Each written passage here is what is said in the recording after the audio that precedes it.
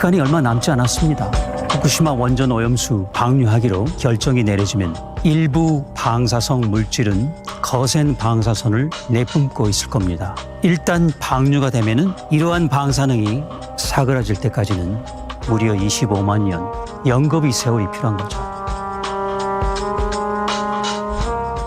네, 방금 들으신 목소리는 환경 스페셜, KBS 환경 스페셜의 서균열 교수가 말한 건데요. 일본 후쿠시마 원전 사고가 발생한 지 오늘로 10년 됐습니다. 예. 후쿠시마 10년 기획 환경 스페셜을 제작한 KBS 전인태 PD 나왔습니다. 안녕하십니까? 안녕하세요. 예. 후쿠시마 원전 사고가 10년이 지났는데 아직도 그 악몽이 현장에서는 계속되고 있는 겁니까? 어떻습니까? 예, 그렇다고 봐야겠죠. 예를 예. 들어서 오염 제거 작업을 착실히 진행하고 있다고 일본 정부에서는 밝히고 있지만 예.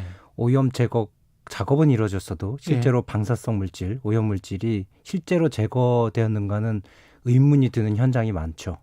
10년 동안 지금 제거를 하고 있는 거예요? 예, 그렇죠. 그 이후에 이제 계속 진행을 하고 있는데 예를 예. 들어서 저희가 이제 그 귀환 곤란한 지역이라든지 피난 지시가 해제된 지역을 직접 가보니까는 인가 인근에는 오염 제거 작업이 꽤 진행이 되었어요. 예. 그래서 이제 주민들이 일부 귀환을 하고 있고요. 예. 근데 문제는 바로 길 맞은편, 편도 1차선 도로 맞은편에 숲풀이 많거든요. 후쿠시마가 3분의 2 이상이 산림 지역입니다. 아, 그렇군요. 숲풀 지역만 가면은 방사성 권고치, 그 오염 권고치가 있거든요. 국제원자력기구에서 제정한 그 예. 권고치의 수배 아니면 10배 이상의 그 권고치 이상의 예. 그 오염도가 측정이 되는 거죠. 아, 여기는 괜찮다라고 해서 가서 살아라고 해서 가서 살고 있는데 네. 바로 길 건너에 네. 숲풀에는 엄청난 방사능이 있다. 예, 지역에 따라서 다르겠지만 예를 들어서 KBS가 여의도에 있지 않습니까? 예. 여의도 청사는 뭐 오염 작업을 꽤 했어요. 사람들이 많이 왔다 갔다 하니까. 하지만 길 건너 여의도 공원에만 가더라도 예를 들어서 비유를 하자면 야. 아직도 오염도가 방사능 권고치 이상으로 나오는 것이죠. 그 일본 사람들 가서 살아요? 예, 그게 이제 뭐 여러 뭐 다른 뭐 예. 사회적인 요인도 있고 지원금이 나온다든가 아니면 보상 문제도 있겠지만은 예. 뭐 삶의 터전이니까는 예를 들어서 노인분들은 그래도 그냥 여기 고향이니까 돌아가고 싶다라든지 예. 그리고 올림픽 부흥 올림픽과 관련해서 도쿄올림픽을 거기서 이제 예를 들어서 여러 경기를 치른다든지 뭐 경기 성화봉송을 치르려고 하잖아요. 예, 준비 중이잖아요. 그러면 그것을 뒷받침하기 위해서 이제 그 마을을 피난 지시를 해제를 했어요. 그 쇼를 한 거네, 사람 어떻게 보면. 예, 일부 뭐 환경활동가 분들이라든지 이것은 너무 보여주기식이다. 심지어 예. 일본 시민들 중 일부에서도 이것은 누구를 위한 부흥 정책인가, 누구를 위한 귀환 정책이라고 의문을 제기하는 사람들도 꽤 있었던 셈이죠. 지금 현재는 우리가 그 방사능 오염수 때문에 예. 이게 논란이 많이 되고 있는데 이 문제는 어떻게 돼가고 있습니까? 방사능 오염수는?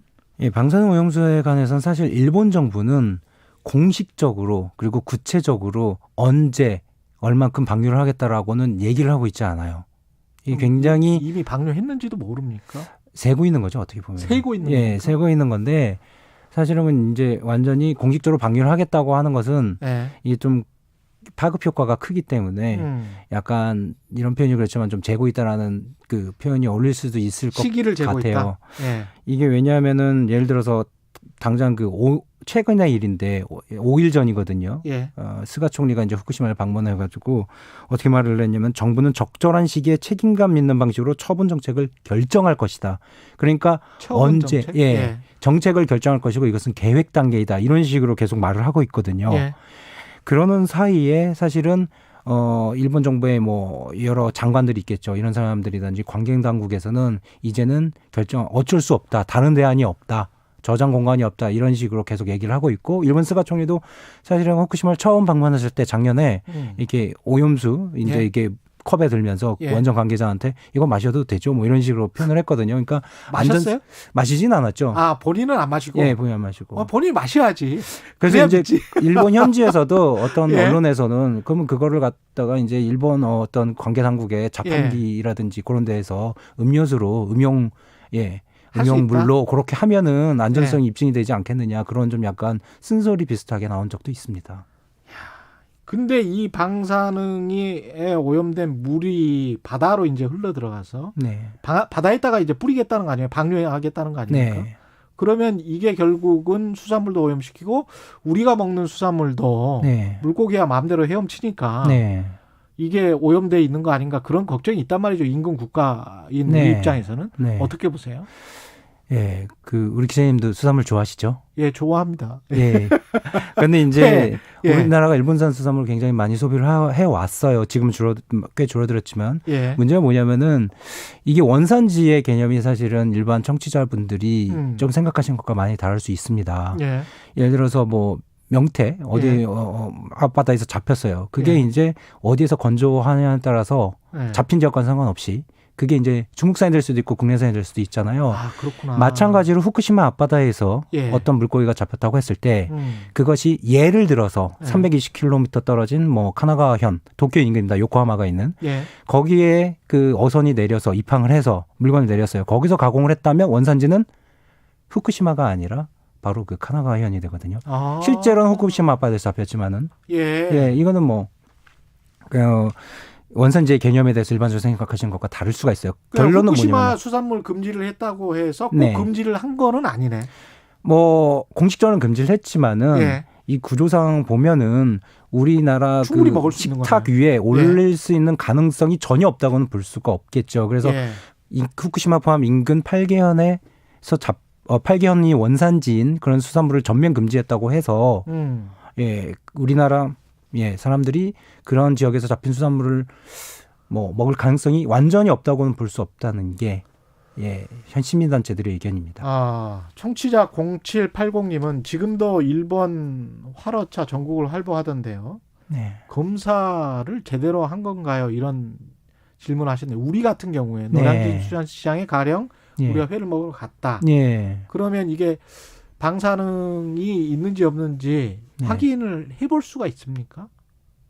일반 소비자가? 일반 소비자가 확인하기는 쉽지 않죠. 쉽지 않죠. 사실 이제 그 동일본 대지진 이후에 예. 많은 이제 그 방사능 그 검사하는 기구의 업체들이 굉장히 뭐 호황이었어요? 호황이었었어요. 예. 근데 그 문제가 뭐냐면은 일반인들이 구입하는 그 방사능 그 검지 같은 경우는 굉장히 그 한계가 있어요. 그럼 정부는 어떻게 해서 이렇게 들여오는 거예요? 방사능 검사를? 방사능 검사를 이제 일본산 그 수산물을 실은 화로차의 경우에 한해서 말씀드리자면 예. 한 해에 약 2,000대 가량이 들어옵니다. 화로차가. 거기에 이제 11톤 내지 13톤의 이제 그 화로차가 실리죠. 예. 그러면은 이제 그게 부산 국제항 여객 터미널에 입항을 하면은 곧바로 세관 직원분들, 부산 본부 세관 직원분들이 나와서 예. 그 화로차 일부를 이제 열어서 거기에 샘플? 있는 샘플하고 서류를 대조를 해요. 근데 제가 직접 스마트폰으로 취재를 했을 때 스마트폰 시간을 재보니까 1분 48초가 나오더라고요. 그래서 그 시간 동안 확인을 해요. 11톤. 11톤, 13톤 이 정도죠. 굉장히 큽니다. 그래서 그런 다음에 그게 끝나면은 무슨 톨게이트 지나간 것처럼 요 어떤 발을 지나가면은 그대로 이제 통과가 되는 거예요.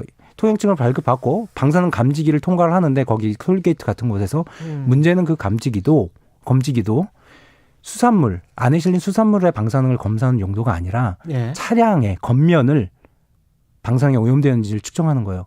결론부터 말씀드리자면은 이 일본산 수산물을 실은 화로차가 부산 시내 혹은 전국으로 가는데 보세 창고나 화로 장치장 보관하는 장소로 향하거든요. 그때까지 방사능 검사는 이루어지지 않는다는 것입니다. 야, 원산지 확인을 우리가 확실히 해야 되겠네요. 소비자 입장에서는. 네, 원산지 확인 미표기라든지 허위 표시가 있는데 법적인 측면에서 이제 일반 소비자분들한테 좀 이제 그 유익한 정보인데 뭐냐면은 과태료가 원산지를 허위로 표시하면 굉장히 세게 그 처분을 받아요. 몇 년 이하의 징역이라든가 과태료 또 굉장히 높은데 미표시일 경우에는 상대적으로 낮습니다. 그 처벌 수준이 그렇기 때문에 상당수의 그 업자들이 상당히 업자들은 죄송합니다. 일부 업자들이 아예 원산지를 미표시해버린 경우가 있어요. 꼭 확인하시기 바랍니다. 소비자분들께서. 오늘 말씀 감사하고요. 지금까지 KBS 전인태 PD였습니다. 고맙습니다. 감사합니다. 3월 10일 목요일 KBS 1라디오 최경영의 최강시사 여기까지입니다.